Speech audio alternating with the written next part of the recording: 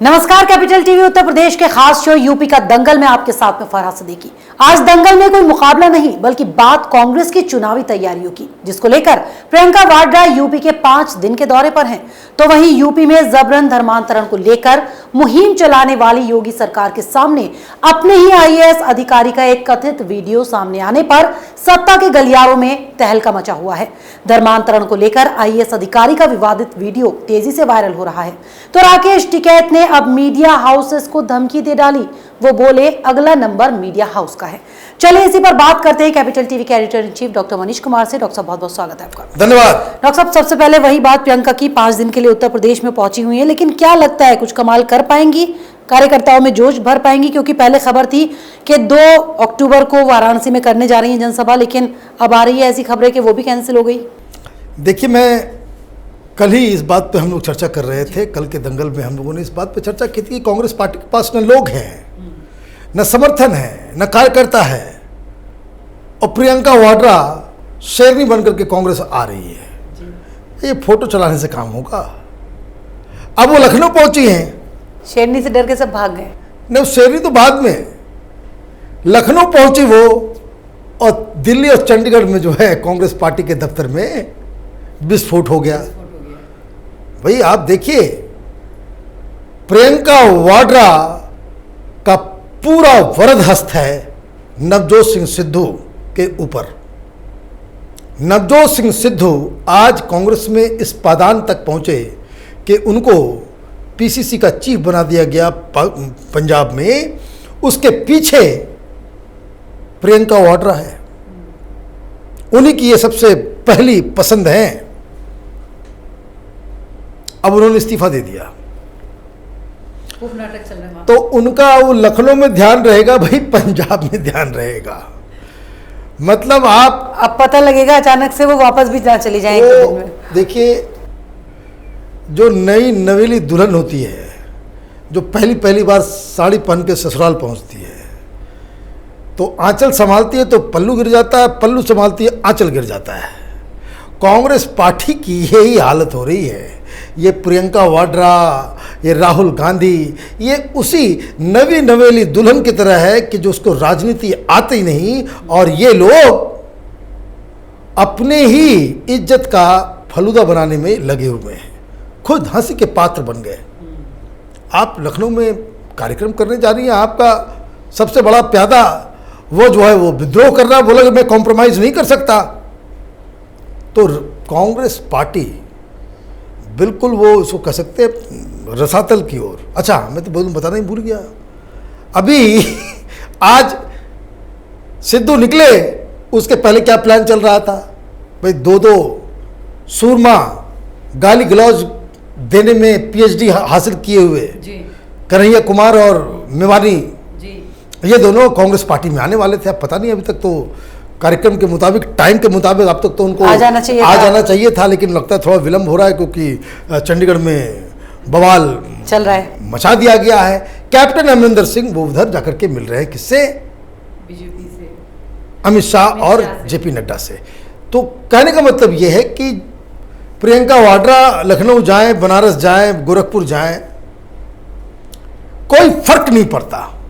Congress party is a spent force in UP.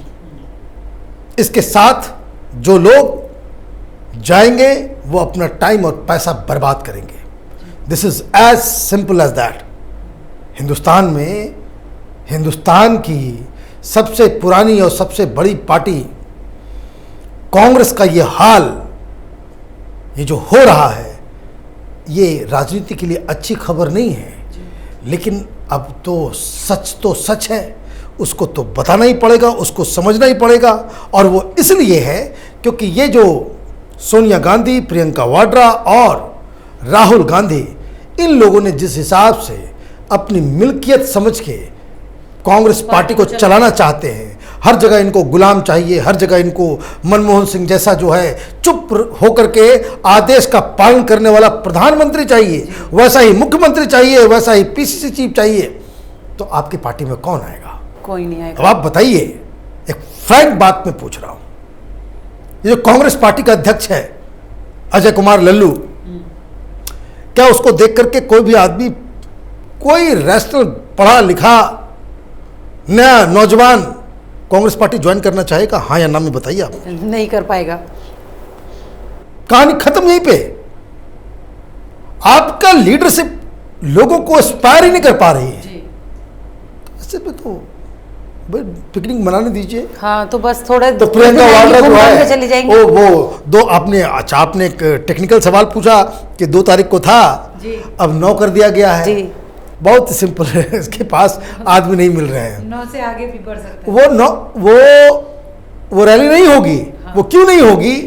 क्योंकि प्रियंका वाड्रा है, पहला प्रोग्राम है, न्यूएंसेस समझिए।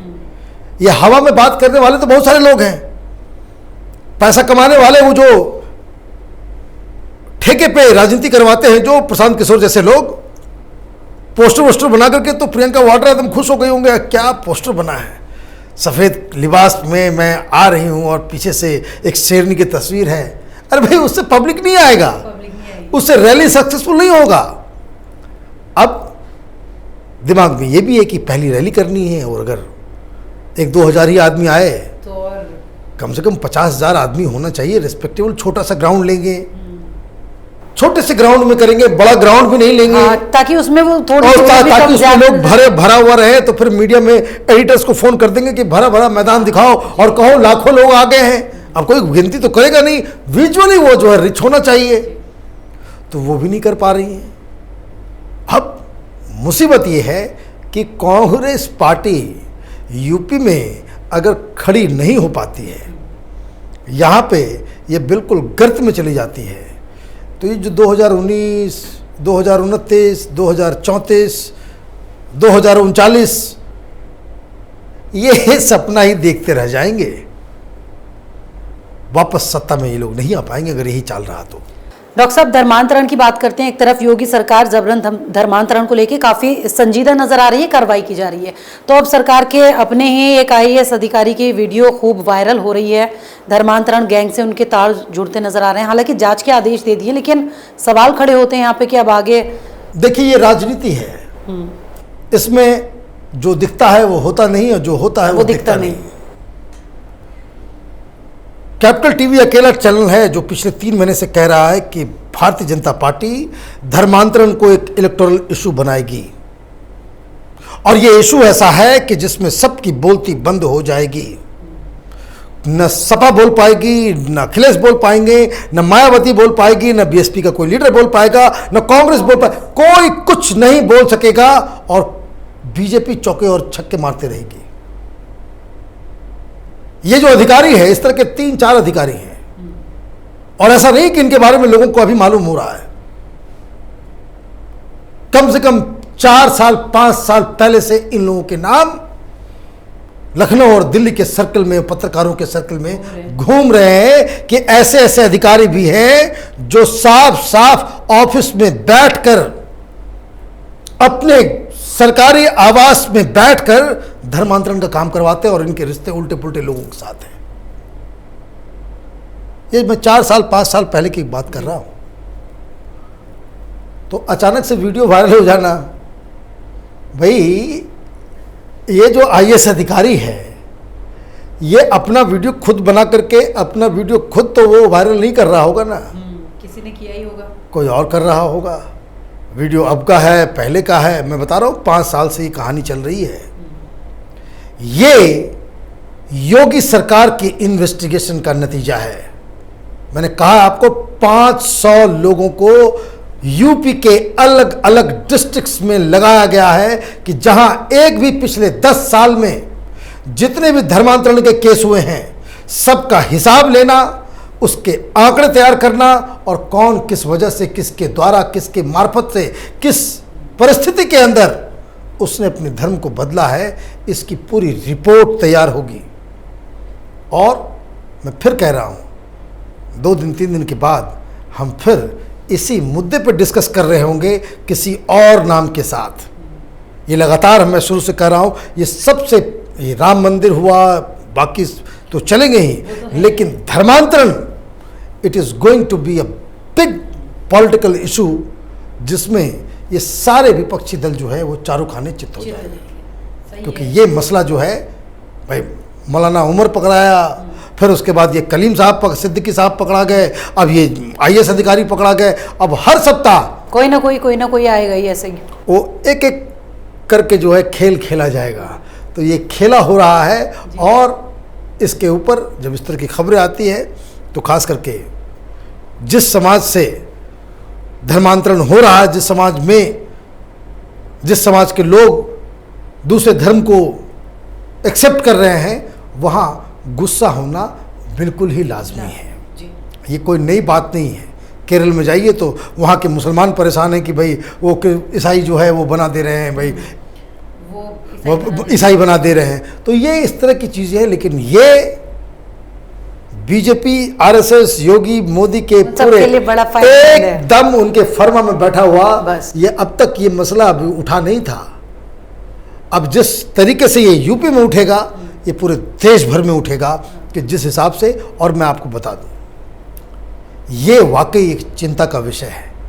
यहाँ तो मौलवी मौलाना नज़र आ रहे हैं, लेकिन साउथ इंडिया जाएं, दिल्ली जाएं, आप किसी भी पंजाब जाएं, जिस तरह से क्रिश्चियन मिशनरीज लोगों का धर्म परिवर्तन कर रहे हैं, जिस तरह का प्रलोभन, जिस तरह के पैसे इसमें पिछले खास करके यूपीए सरकार के दौरान, मतलब ये कहने में भी मुझे हिचक नहीं है कि यूपीए की सरकार हिंदुस्तान में बैठ के क्रिश्चियन मिशनरीज को जो है इन लोगों ने खुली छूट दे दी कि जिसका धर्म परिवर्तन करना है परिवर्तन कर दो, कोई रोक टोक नहीं है।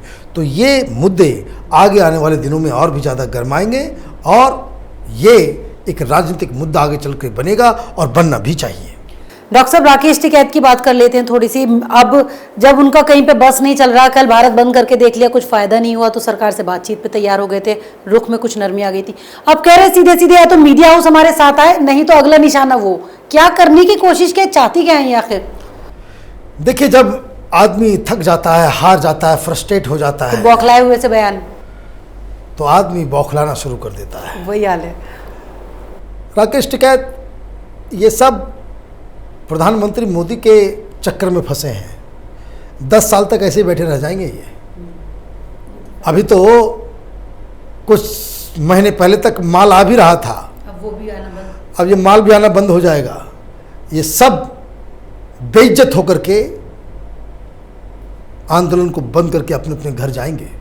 इनसे कोई बातचीत नहीं होगी, और न इनके पास समर्थन है, न इनके पास लोग हैं, न इनके साथ दलील है, न इसके साथ सत्य है, न इनके साथ न्याय है, न इनके साथ कोर्ट है। ये सिर्फ और सिर्फ अफवाह, और ये थके हारे फूके हुए कारतूस किस्म के जो लीडर्स होते हैं, उनके कंधे पे बैठ के ये तमाशा कर रहे हैं। इनको तमाशा करने दिया जाना चाहिए। अब वो मीडिया पे हमला करें या इस पे हमला करें, ये गिदर भभकियाँ जो है वो पिछले 10 महीने से कोशिश कर रहे हैं, तो कभी लेकिन किसी चल नहीं का पा रही। बक्कल उतार रहे हैं, तो कभी कुछ कर रहे हैं, कभी कुछ कर रहे हैं। अरे भाई, मीडिया ने दिखा दिया, मीडिया तो आपके बहुत साथ में साथ रहा जी, बहुत साथ रहा। अन्नदाता करते करते अपनी बेवकूफ़ी में ये सारे ब्लैकमेलर्स को मैंने महानायक बना दिया कि भाई बड़ा किसान नेता। ये ब्लैकमेलिंग करने वाले लोगों को आपने अन्ना हजारे की तरह जो है कहाँ से कहाँ बिठा दिया। वो मीडिया, अब वो गाली पड़ रही है मीडिया को, तो उन लोगों को सोचना चाहिए जो अन्नदाता कर करके दिखा रहे तो थे। सबसे पहले राकेश टिकैत को उनसे हिसाब किताब लेना चाहिए, जिन मीडिया वालों को, जिन रिपोर्टर को, जिन थके हुए मीडिया से बाहर निकाले गए एडिटर, रिपोर्टर, ये सब जो थे, जो आपका चारणगिरी कर रहे थे, जिनको आपने पैसे दिए, जाके उससे हिसाब मांगो कि भाई जिसको आपने हायर कर रखा है, जिन लोगों को आपने पैसे दिए कि हमारे यहाँ आओ, इंटरव्यू करो, ऐसे दिखाओ, वैसे दिखाओ, दिखाया भी गया, खूब दिखाया, तो भाई हिसाब उससे मांगोगे ना, जिससे तुम्हारा कोई वास्ता नहीं है। उसे क्या डराना धमकाना है। हम लोग तो वैसे भी शुरू से इन लोगों को ब्लैकमेलर्स कहते आ रहे हैं, अभी भी कहते आ रहे हैं, आगे भी कहते रहेंगे, क्योंकि हमारे हिसाब से यही सच है। तुम सड़क पे बैठ के सुप्रीम कोर्ट के आदेश की अवहेलना कर सकते हो, मीडिया में लोग सच भी नहीं बोल सकते। ये देश क्या तुमने लिखवा रखा अपनी जागीर की तरह? तो ये धमकियाँ अपनी जगह पे हैं, ये धमकियाँ वैसे ही देते रहते हैं, लेकिन हकीकत यही है कि ये सब यूपी और पंजाब चुनाव तक, बस ये चलता रहेगा उसके बाद बीजेपी अगर जीत जाती है तो मुंह छुपा करके चोरी से जो ये आंदोलन भी खत्म हो जाएगा। वहाँ कांग्रेस पार्टी हार जाती है तो आम आदमी पार्टी वाले जो है वहाँ सिंघू बॉर्डर को भी बोरिया बिस्तर बंद करके अपना निकल लेंगे। तो यही इसका अंत होने वाला है, क्योंकि सरकार तो बातचीत करने के मूड में भी नहीं है और सरकार इन कानूनों को ब्लैक कानून मानना तो चाहती ही नहीं है। धन्यवाद। तो यूपी के राजनीतिक अखाड़े में प्रियंका अपनी पार्टी को मजबूत करने के लिए 5 दिन के दौरे पर पहुंच गई। तो उत्तर प्रदेश राज्य सड़क परिवहन निगम के चेयरमैन इफ्तिखारुद्दीन का विवादित वीडियो वायरल हुआ, जिससे उनका धर्मांतरण गैंग से कनेक्शन सामने आ रहा है। हालांकि इस पर जांच जरूर शुरू हो गई है। तो राकेश टिकैत की पहले फ्लॉप हुई मुजफ्फरनगर वाली महापंचायत और कल किए गए भारत बंद का भी कुछ खास असर नहीं दिखा, तो वो मीडिया को धमकी देने लगे। लेकिन शायद वो ये भूल गए कि ऐसी गीदड़ भभकी वो पिछले 10 महीनों से सरकार को भी दे रहे हैं, जिसमें कोई दम नहीं। तो अब मीडिया पर इसका क्या असर होगा? तो अभी के लिए दंगल में बस इतना ही, लेकिन हमारे प्रोग्राम को लाइक और शेयर जरूर करें और यूपी के अखाड़े की हर खबर को जानने के लिए कैपिटल टीवी उत्तर प्रदेश को सब्सक्राइब करना ना भूलें। 2 साल पहले शुरू हुई एक मुहिम, मीडिया में एक नया आंदोलन, शपथ झूठ को बेनकाब करने की, संकल्प सच को आप तक पहुंचाने का। और इस क्रांति को मिला आपका साथ। हर दिन हमसे जुड़े लोग, 10 लाख 70 करोड़ से ज्यादा दर्शक हमें देख चुके हैं। अब है आपकी बारी। उत्तर प्रदेश में नए आंदोलन की तैयारी। आपका कैपिटल टीवी अब और स्पेशल और fresh. Capital TV Uttar Pradesh.